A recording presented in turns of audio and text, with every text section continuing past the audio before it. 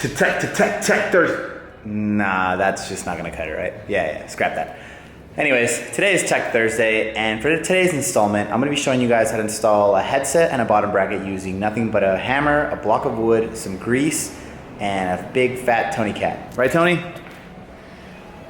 No? So here are the things you're gonna need. Shadow Conspiracy stacked mid-bottom bracket with a 22mm inner diameter, followed by a stacked Shadow Conspiracy headset with a 1 1/8 inch head tube inner diameter.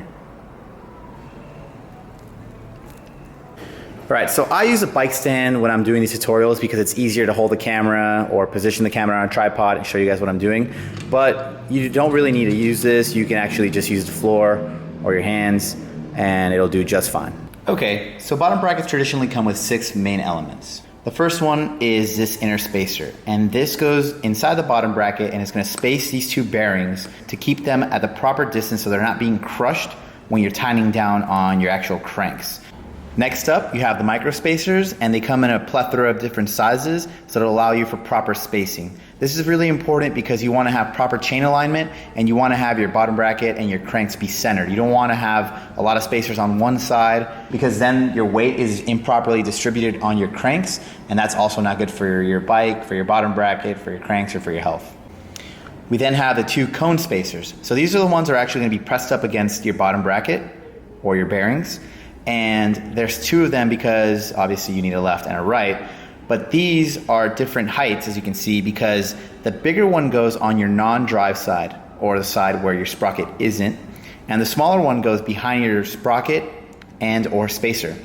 And again, these are going to be coupled with the micro spacers to give you the proper distribution of crank and bottom bracket. So these would sit here, and you're trying to get these to be as even as possible.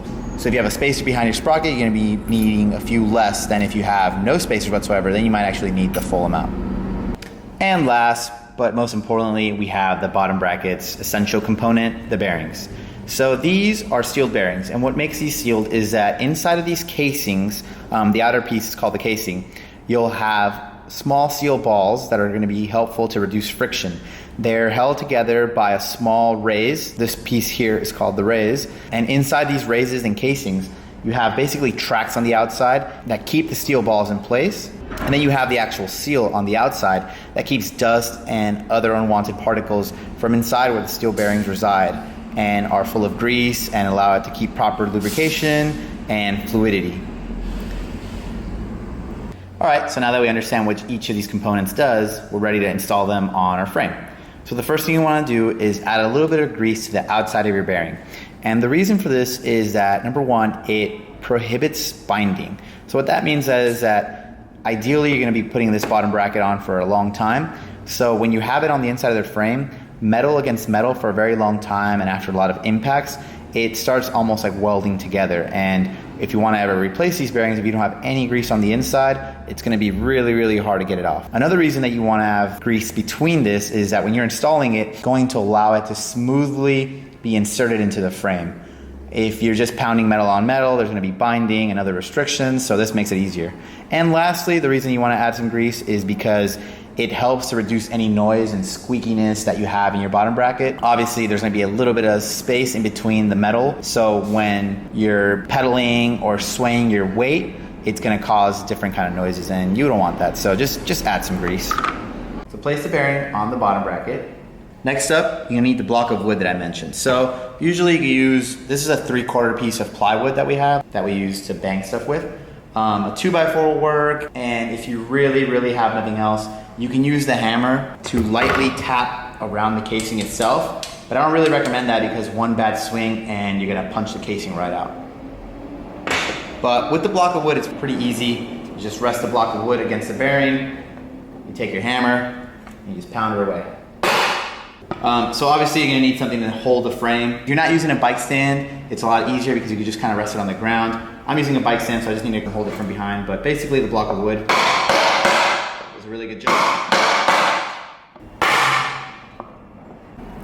Alright, so this is what a properly mounted bearing looks like.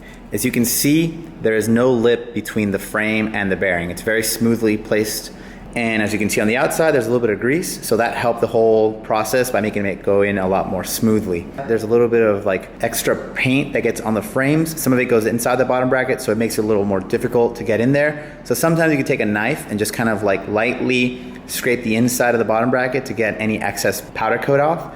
But if not, when you're actually using either the block of wood or the hammer, or even a bearing press, if you have one of those fancy tools, that's gonna sometimes rub off the paint around the bottom bracket of the frame. It's no big deal because the cones and the sprocket and the cranks are all gonna kind of block this, so you'll never even really notice it. So a little bit of like wear and tear on this part is not a big deal. All right, so once you've installed one side of the bottom bracket, the next component you're gonna wanna install is the actual spacer. And that just goes inside the bottom bracket and just sits against that bearing. Once you put the other bearing over and you start pounding it in, you're gonna wanna keep in mind that there's a spacer on the inside and it's actually gonna be pushed up against by the bearings. So leave it a little bit of area, and then as you're pounding it, you wanna use your finger to guide it and make sure that that piece is being properly aligned. As you can see here, it's not aligned yet because we are just about to install it, but as we get closer to the end, you're gonna wanna keep that in mind and just make sure it's properly aligned. For those of you guys that do wanna install these without using a bike stand, you kind of want to like use it on the ground or something, find somewhere that has like a raised edge so that you can actually sit the bottom bracket on. And that'll make it so it's nice and sturdy. You're not bringing the frame up on everything. But again, you just place the bearing here, make sure it's kind of even, place the block of wood over it. And if you swing your frame over the edge, nothing's gonna hit while you're doing this.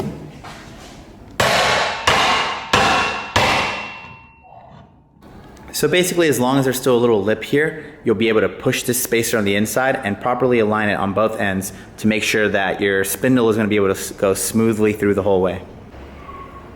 And that's how you know you've installed a bottom bracket properly, because you can see Tony Cat right through it. All right, so this is a spindle that comes with my cranks. I'm going to use this to show you guys how to set up the cone washers and to properly space the bottom bracket. Again, make sure you apply a little bit of grease to make this a lot easier. But basically just insert it into the bottom bracket, and you can use a rubber mallet or the block of wood to just tap it in until it's centered.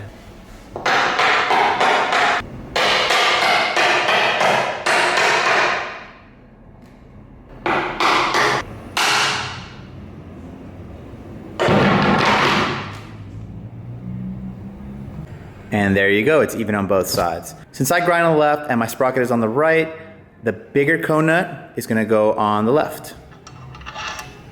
And the smaller one on the right.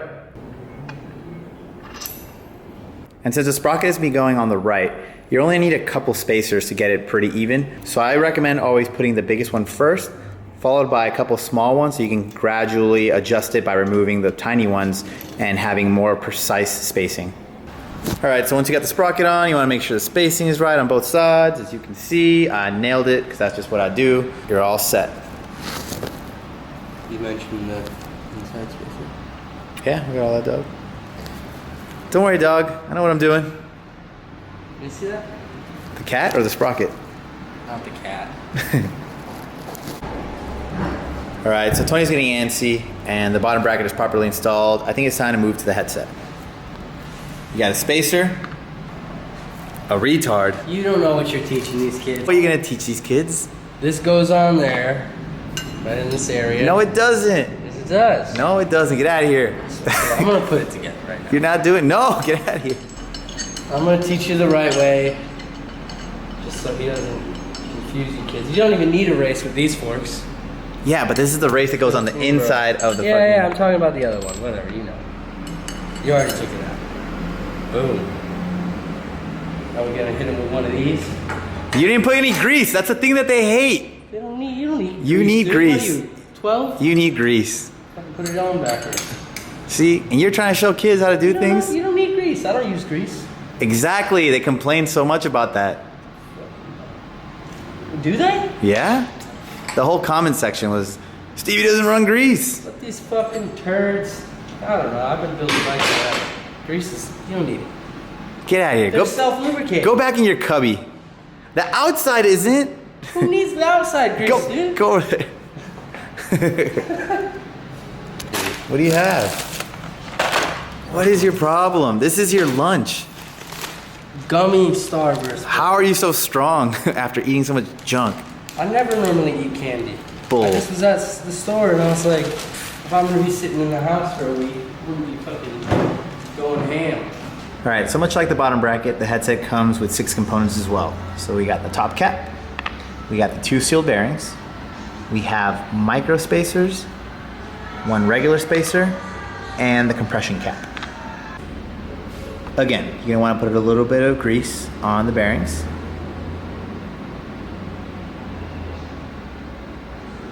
Spread it around there.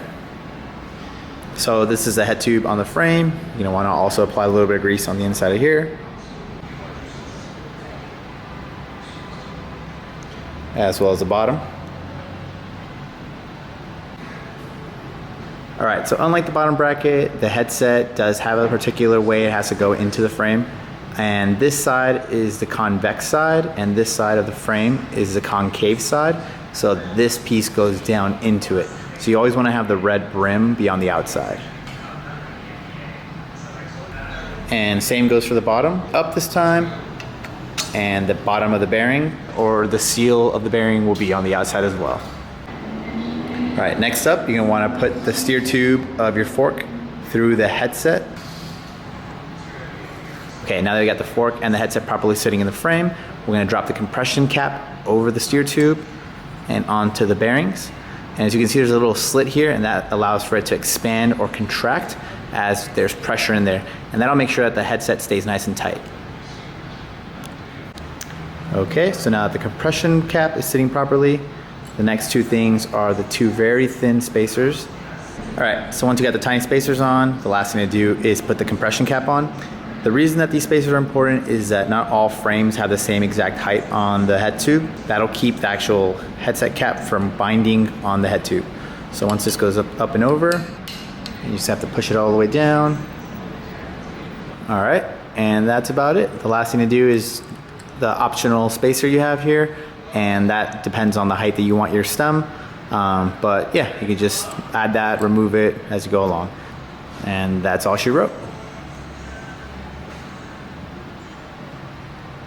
All right, so that's how you install a bottom bracket and a headset. I hope this tutorial was helpful, and like always, like, share, comment, and subscribe, and tune in for tomorrow's episode where I actually finish assembling this whole bike.